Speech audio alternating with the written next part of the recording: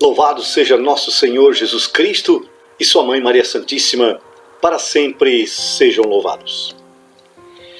Queridos irmãos, Deus realiza obras maravilhosas todos os dias, por nosso intermédio, tanto a nosso favor, como a favor de todos os outros. O nosso desejo e a nossa vontade deve sempre estar apoiada na fé e com toda a humildade saber que quem realiza é a força e o poder de Deus. E essa fé, quando dirigida, torna todo pensamento palpitante de realização. O poder de Deus é insuperável, é ilimitável, é contínuo, é interminável. E podemos participar desse poder erguendo-nos a alturas inimagináveis pelo vigor poderoso da fé.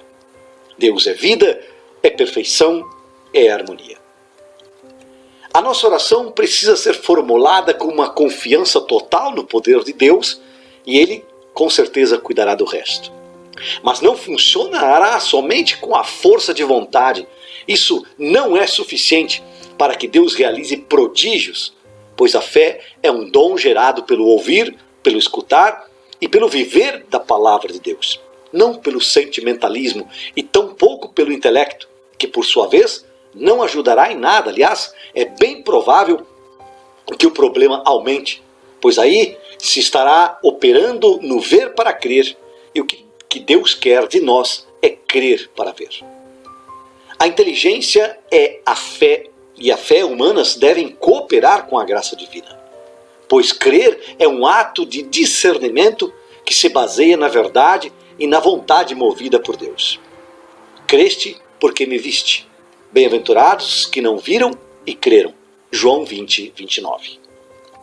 A fé é um princípio divino, um dom inerente a cada pessoa, uma virtude sobrenatural infundida por Deus, uma conexão pessoal do ser humano ao Altíssimo, que é diferente de uma adesão do homem para o homem, até porque seria falso e vão colocar a sua fé em outra criatura.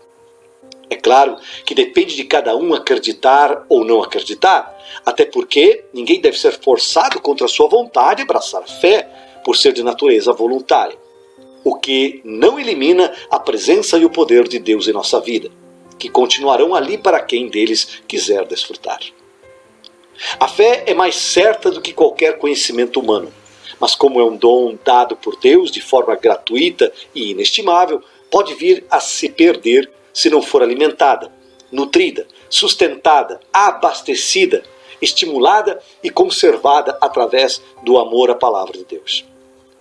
Para Santo Agostinho, a fé nos leva a acreditar naquilo que não vemos, e a recompensa por essa fé é ver aquilo em que acreditamos. Ao aceitar, reconhecer e vivenciar isso, experimentaremos sempre a alegria de ver nossas orações atendidas.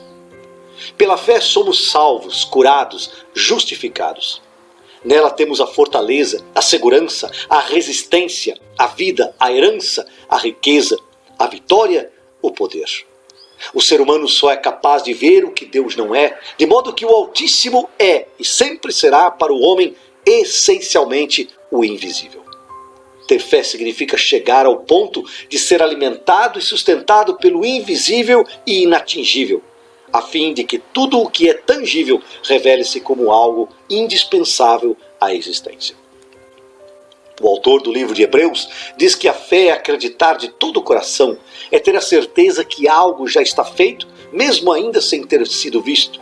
Diz que a fé é o fundamento da esperança, e que a esperança é como uma âncora de nossa alma, segura e firme, penetrando além do véu do santuário.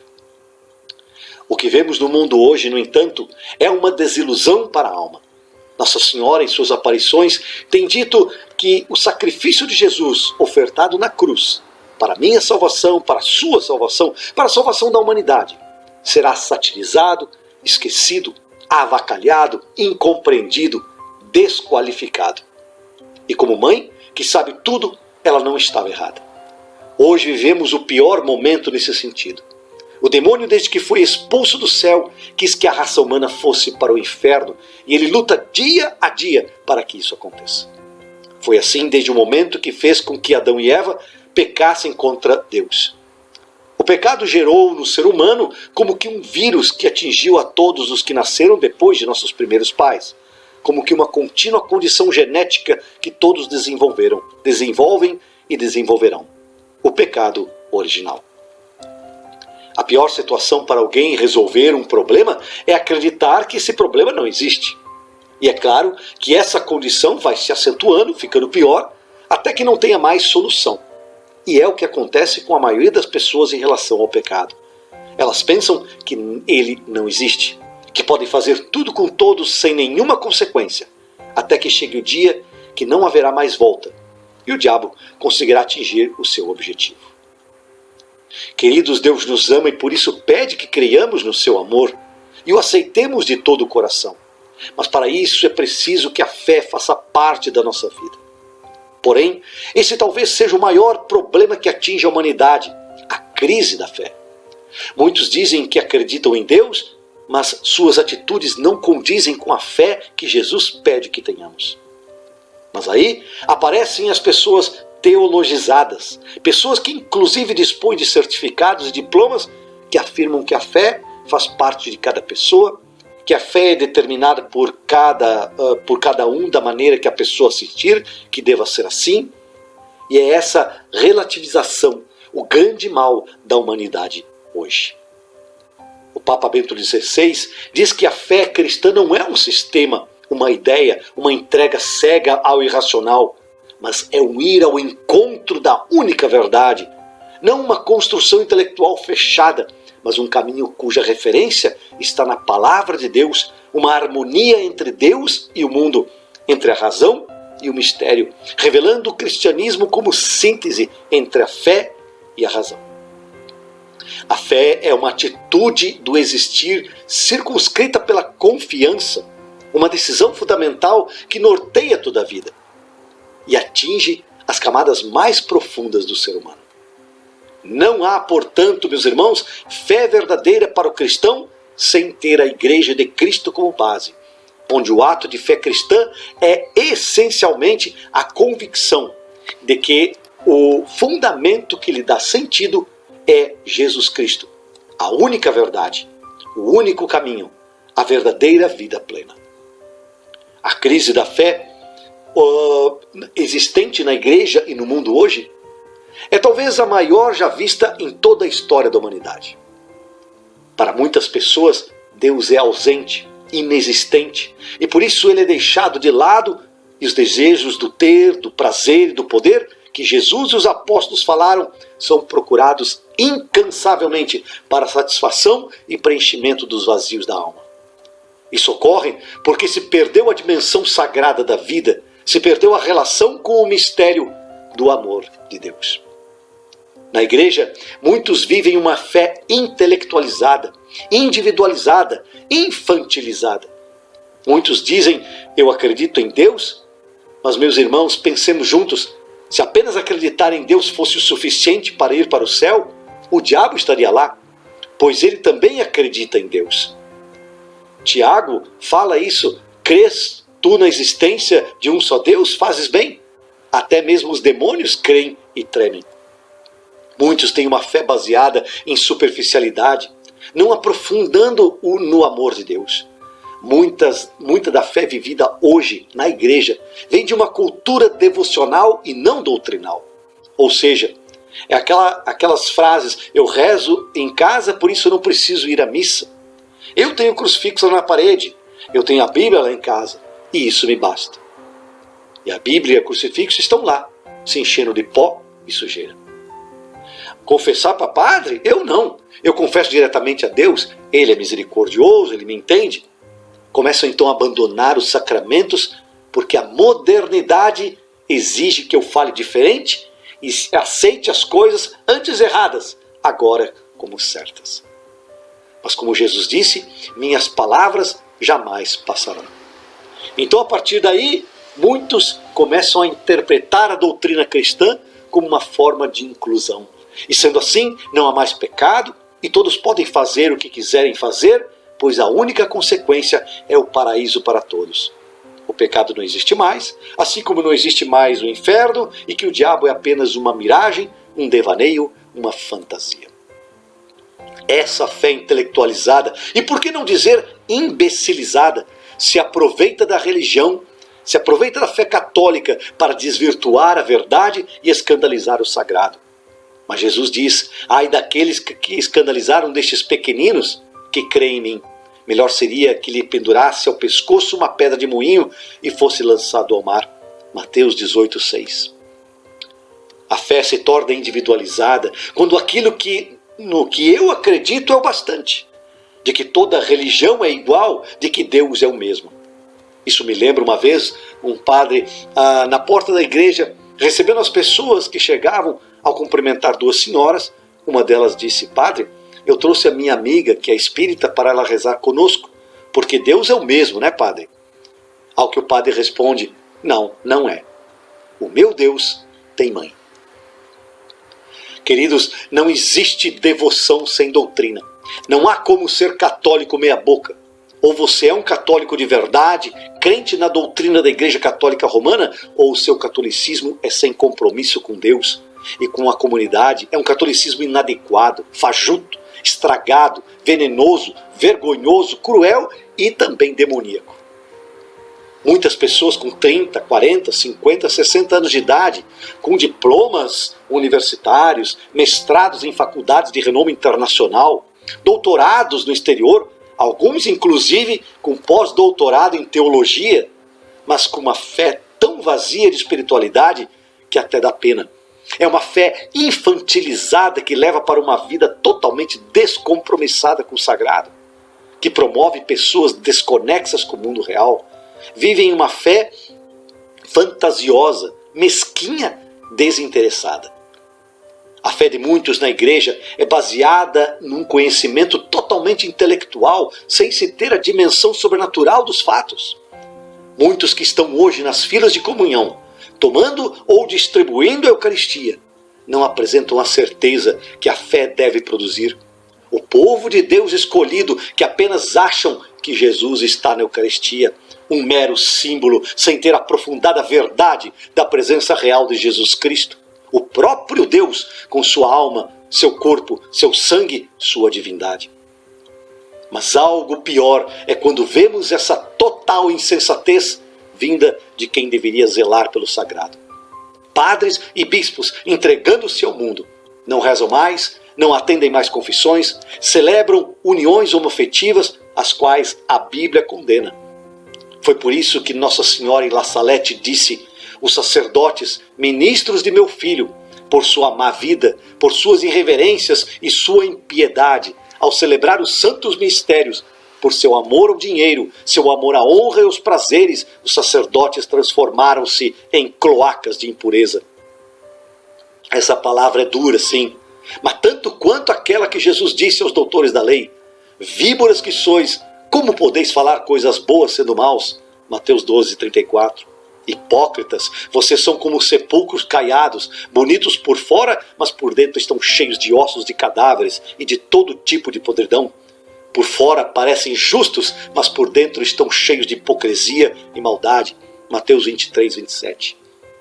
Um dos grandes problemas da nossa igreja é com certeza a famigerada teologia da libertação, combatida de forma tão audaz pelo Papa Bento XVI, que em 1984, quando ainda era cardeal Ratzinger, disse que a teologia da libertação é uma heresia singular muito perigosa, pois apesar de englobar elementos de verdade, é uma subversão radical do cristianismo. Segundo a teologia da libertação, toda a realidade é política e, portanto, a libertação é um conceito político, que será conquistada pela via política e não pela redenção de Jesus. Jesus veio para salvar a humanidade do pecado, como está escrito em Mateus 1:21, e disse que o seu reino não é deste mundo. O pecado, no entanto, para a teologia da libertação, se resume praticamente ao que podemos dizer pecado social, que, de acordo com esse pensamento teológico, não é pelos sacramentos da igreja que o povo caminha para a salvação, mas será liberto pela luta política. Nossa Senhora de Fátima, em 1917, disse que a Rússia, se não se convertesse, espalharia seus erros pelo mundo. Mais ou menos 20 dias após a última aparição aos pastores, surge o governo comunista de Lenin na Rússia. E a partir daí, o ateísmo marxista toma força e se infiltra na igreja com o nome de Teologia da Libertação, que surge mais especificamente na América Latina na década de 60 e fortemente se organiza nas comunidades eclesiais de base. O ex-padre Leonardo Boff, que celebra a libertação de seus votos de castidade e obediência, é um dos grandes defensores dessa corrente de pensamento e sempre disse que o objetivo foi trazer o marxismo para dentro da teologia, e para isso nada mais pertinente do que utilizar-se da Igreja Católica como um discurso socialistas abordando a luta de classes, as políticas socioeconômicas, retirando do debate a verdadeira doutrina de Jesus, mas ao modificar a sua essência, serviu assim de instrumento para a aplicação de uma ideologia mais afixada ao diabólico comunismo marxista. A libertação pregada por essa teologia é uma verdadeira anarquia. Por isso a aversão à hierarquia da igreja, à autoridade dos pais, dos professores, da família. O Brasil, nos últimos 20 anos, foi imerso em uma cultura que não agregava valores cristãos e familiares. Uma educação basicamente doutrino-partidária e uma mídia marcadamente comunista. E por isso, para muitos, é inconcebível que a teologia da libertação seja uma deturpação da fé. Porém, meus irmãos, quero compartilhar com vocês o que Maria Santíssima, a mãe de Jesus, no ano de 1988 em Anguera, na Bahia, em uma aparição, enviou-nos uma mensagem muito clara sobre esse pensamento nefasto que ocupa espaço dentro da Igreja Católica. Ela disse: meus filhos prediletos, estes são os meus tempos. Estes são os tempos em que vossa Mãe Celeste vos pede: sede fiéis ao Evangelho do meu Filho. Agora se aproximam para vós os momentos da dolorosa purificação. Muito em breve a apostasia se tornará manifestada. Salvar-se-ão da ameaça do naufrágio na fé somente aqueles que estiverem unidos ao Santo Padre. Peço-vos, pregai o Evangelho do meu Filho com coragem e fidelidade. Quantos são hoje os que já não acreditam nas palavras do meu Filho deixadas nos Santos Evangelhos? A minha igreja está internamente dividida e ameaçada de perder a verdadeira fé. Muitos erros estão sendo espalhados no seu interior e os verdadeiros culpados são os pastores que não obedecem ao vigário do meu filho, o Papa João Paulo II. Muitos bispos, sacerdotes e religiosos têm como única e exclusiva preocupação os problemas sociais. Eles estão se esquecendo de que Jesus morreu na cruz e ressuscitou para obter-nos o grande dom da redenção e para salvar as almas. Desta forma, o ensino da teologia da libertação se difunde sempre mais, levando inúmeros filhos meus para o caminho da perdição. A teologia da libertação, com sua tática enganadora, trabalha abertamente para destruir o Evangelho do meu Filho. Vós todos, sacerdotes, deveis lutar muito pela salvação da humanidade. Não vos preocupeis excessivamente com todas as coisas materiais, porque somente assim sereis capazes de imitar o meu Filho Jesus. Vós, todas as religiosas, deveis orar muito e não pretendais ser mais do que sois. A vossa missão é estar sempre em oração diante da cruz. Rezai por todos os sacerdotes do mundo inteiro, especialmente pelo Santo Padre, Papa João Paulo II. Filhos prediletos, a minha igreja está em trevas. Vós sois a verdadeira luz. Tudo depende de vós para salvar a minha igreja. Vós deveis formar um poderoso exército para combater o erro, a imoralidade e a falta de fé em minha igreja. Conto com a vossa ajuda. Tudo depende de vós. A todos vos encorajo e abençoo em nome do Pai, do Filho e do Espírito Santo. Amém? Ficai em paz. Por isso, depois dessa mensagem de Maria, é indispensável que se pergunte a Leonardo Boff e a todos os religiosos libertários se Karl Marx é mais importante que Jesus Cristo. E por que citei a teologia da libertação? Porque ela foi base para a diabólica tese do teólogo inglês que disse que Jesus sofreu abuso sexual. Um dos seus mentores foi o padre John Sobino de El Salvador, que insere os teólogos da teologia da libertação.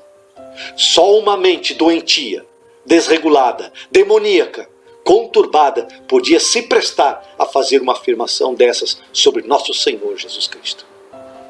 Diz o livro da sabedoria, no capítulo 12, que a força de Deus é o fundamento da sua justiça, e o fato de ser Senhor de todos o torna indulgente para com todos. Mas Deus mostra sua força aos que não creem no seu poder, e confunde os que não o conhecem, e ousam afrontá-lo. Mostra a todo o povo que o justo deve ser cheio de bondade, e inspira a todos a boa esperança de que, após o pecado, nos é dado o tempo necessário para a conversão. Aqueles, no entanto, que loucamente permanecerem no mal, Deus os entregará a torturas por meio das suas próprias abominações, porque se afastaram demais nos caminhos do erro e se recusaram a corrigir-se. E com isso sofrerão um castigo digno de Deus, e ao recusarem ver e reconhecerem o verdadeiro Deus, cairá sobre eles a condenação final. São Paulo nos diz em 2 Coríntios capítulo 11, que a apresentação do verdadeiro Cristo nos é oferecida. Mas há muitos que, assim como a serpente enganou Eva com a sua astúcia, também são de alguma forma corrompidos em seus pensamentos e se afastam da simplicidade que há em Deus. E o texto completa dizendo que se alguém pregar um Deus e Senhor diferente daquele que os apóstolos pregaram, ou se receberem outro espírito que não o de Jesus, ou outro evangelho que não o de Cristo, com razão sofrerão. Glória ao Pai, ao Filho e ao Espírito Santo, como era no princípio, agora e sempre. Amém. Ao que está sentado no trono e ao Cordeiro, toda honra, todo louvor, toda glória e poder para sempre. Amém.